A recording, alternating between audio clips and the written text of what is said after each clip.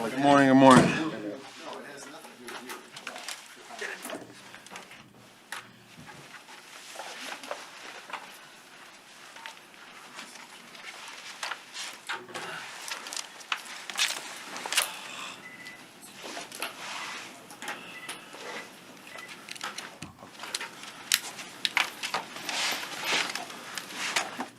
Is all good?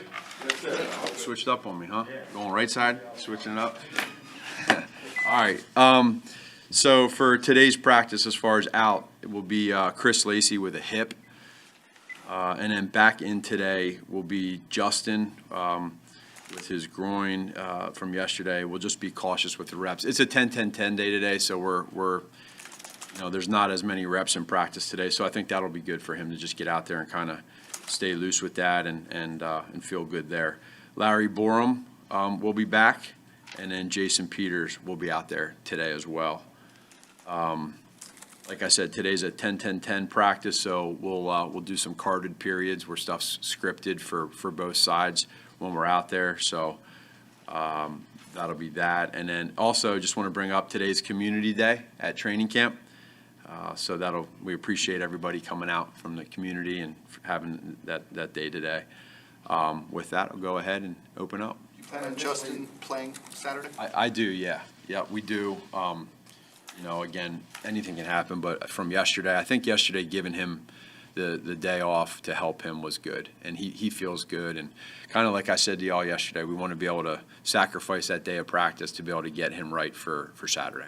And initially, what's the plan with Peters in terms of just getting up to speed, mixing him in for reps? How do you get him up to speed as fast as possible? Yeah, that'll be what our number one challenge is making sure that he feels good physically, that mentally he gets in the playbook.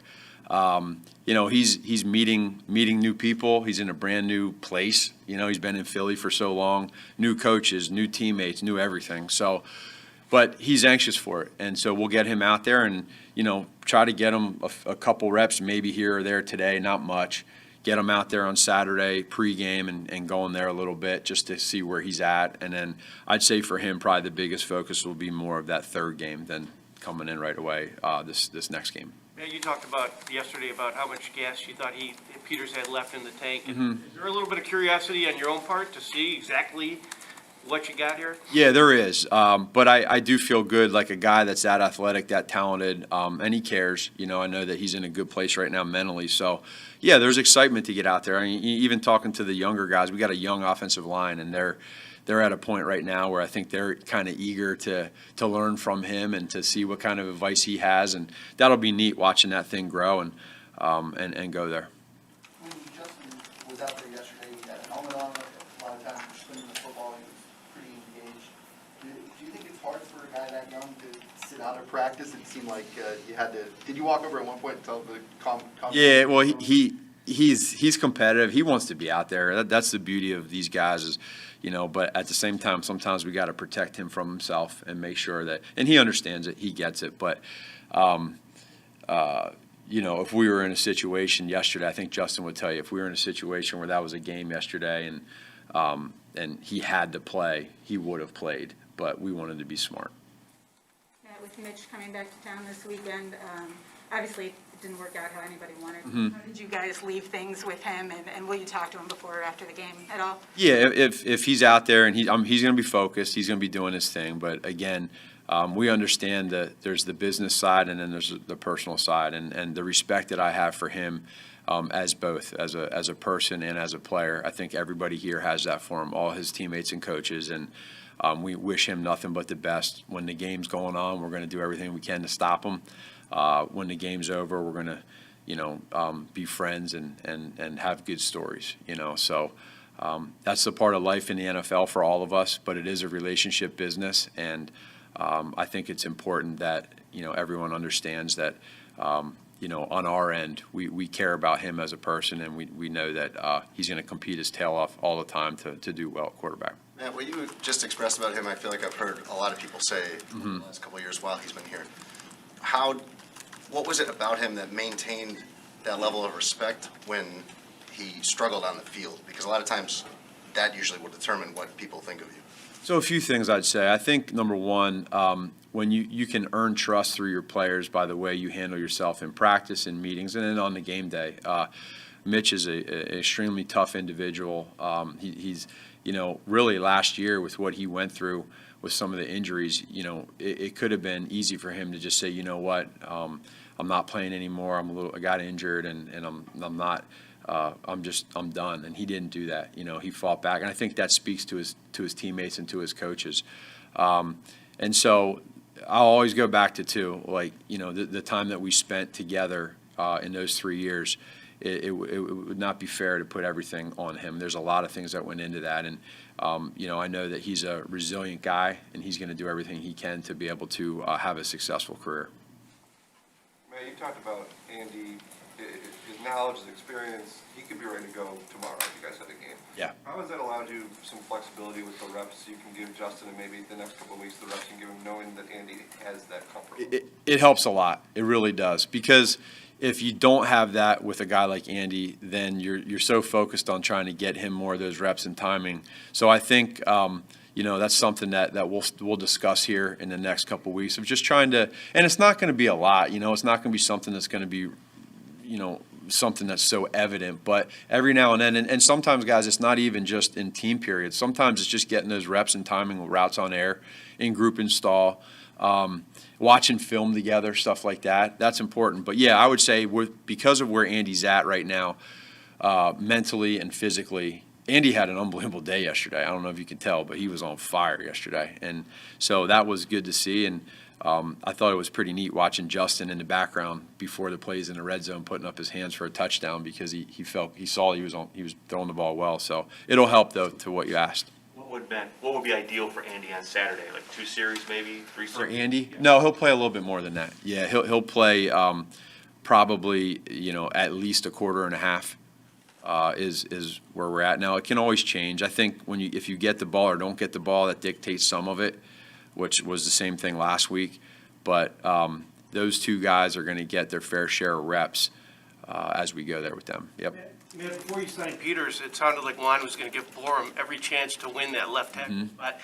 Does he move to the right side? How does this affect? You still see Borum as a potential starter? Would it be at the right side? What do you do with him now that Peters is here? No, great question. He's we see him still at the left side and competing for that left spot. And unfortunately, he did have that one day and then was out. So now he's got to catch back up. And he'll get opportunities with reps in practice and then with these preseason games, but that's real. I think he's in a great place. Mentally, physically, like everything. Now he just needs reps.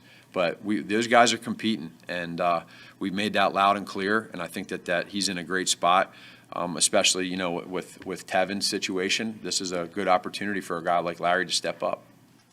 Does it allow you to focus more on the right side then? Not right now, no. But again, the versatility of him being able to be a right tackle. I think what you'll see with most of our guys is we got guys that can move across the board, left side, right side. They've kind of been forced to do that.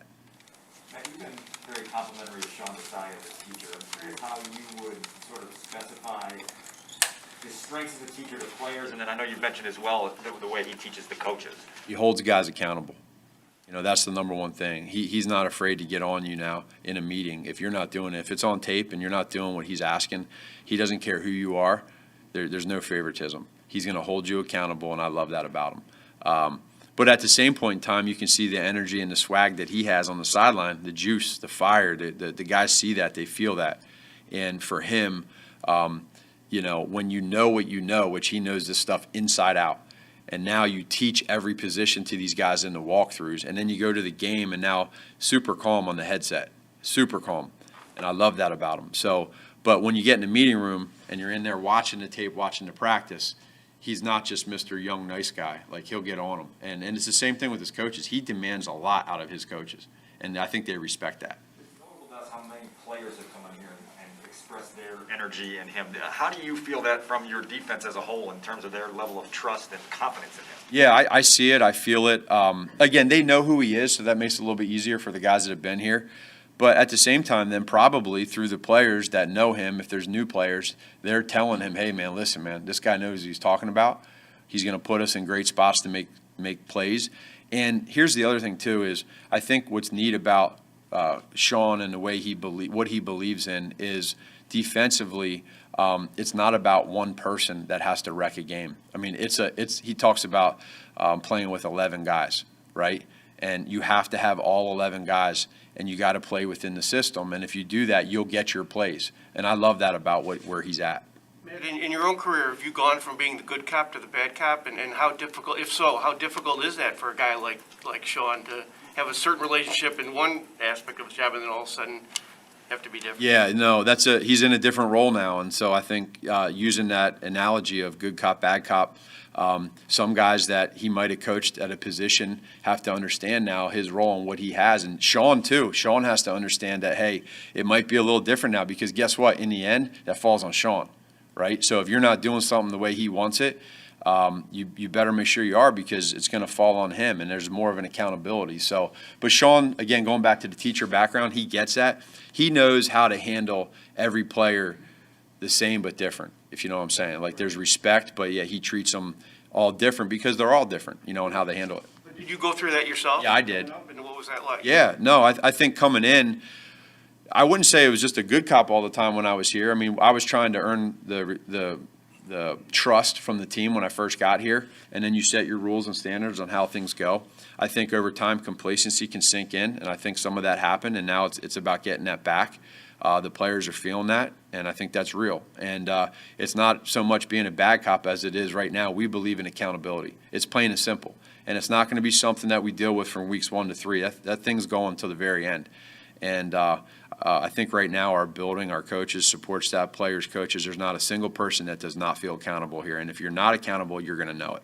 Matt, I realize that everybody always says that every surgery is successful. Yeah. But did anything come out of the surgery yesterday that gave you any clarity as to a timeline as to whether expecting him back this season is still real? Nothing with a timeline, but you're right. We did get good news that everything went well, and that's about it. You know, so that's all we can appreciate and ask for. And now for us, he's got his deal. He's got to work every day, and now we know where he's at. Let's continue every day to work to focus on today, and just whoever has that next shot, let's roll. And then when the time comes, the time comes. You know, but we got good news on him, so that's good. As the roster materializes, how do you balance picking the best 53 with, you know, trying to make sure you got X amount of numbers at this position and that position? Because you have some flexibility at positions like DB, linebacker. How do you balance the best 53 with the numbers game? Yeah, that's always the challenge towards the end. And now with the way they have you reducing down to the roster every week instead of one big chop, there's a little bit of a science to it, and there's a feel to it. And then also you have the other guys that get cut. There might be somebody out there that you like that you got to keep an eye on that. So Ryan and his guys do a really good job at looking at that, focusing on that. But day one when we got here, the goal was to have competition and make it hard on us. And so far, I think we have that. And if we're cutting good guys because we can't keep them, then we're doing the right thing. Matt, understanding it's still a preseason game, you think your defense will have any extra juice going up against Mitch? No, I don't. I mean, they might not. They haven't said it if they do. But I think right now they're all kind of at a spot where they want to do well for the defense individually. But I don't think it's, you know, there might be a little bit of joking around and having fun with them because they like them. But they're gonna, when they're out there, they're gonna play. They want to be able to do everything they can to make the team and make plays. When did it click that Larry could play the left side? I know you guys are talking about the weight loss he had. Was it OTAs? Was it when he got here for training camp? When did that kind of materialize? We probably thought it when we saw the weight he lost in OTAs, and you saw the personality that who he was. It's hard to tell in OTAs with really where you're at without pads. Once we got to training camp, we saw some good things. The individual drills, he was light on his feet, and he was staying extra, putting in extra time, eliminating distractions. And then we got to that family fest. I think to me that kind of showed, hey, the stage wasn't too big for him. The first day of pads, out there in front of everybody, that was a different setting for our players. And he did great, and then unfortunately had the concussion stuff. Juan really seemed to like him coming out. I mean, is there, I know this just, I guess, what is his view of how that, I mean, is he part of, just like an individual project for him a little bit and having that pride of identifying him for the draft and now trying to mold him given the situation on the left side? They are, but it wasn't just like Juan was a big part of it, but it was really, I mean, this is a guy that we could not believe fell to the 5th round. I mean, again, we had 2nd and 3rd round grades on him. So when you think about that, truly, like, that's where we see this guy. So even though we got him in the 5th, we would have, we knew where we had him at collectively as a personnel side and then coaches too. So now that Juan gets him, that's awesome. And now you can just kind of mold him. And every guy, even a guy like Pig Simmons, right? 7th round last year. And how many reps is this guy getting? How invaluable is that right now? So a guy's out, Affetti's out. How great is that for the depth of us to have Affetti or Simmons be able to get all these reps at right tackle? It's huge for versatility. So, but Juan believes in these guys, and so he teaches them that way. So, hey, just real quick, can I just have everybody in here? I don't need any cameras or any people back there. I just like to talk real quick to everybody here. With everything cut off, can we do that? Okay, you good? Deal. Yes. With that, I just need like 2 minutes before we head out.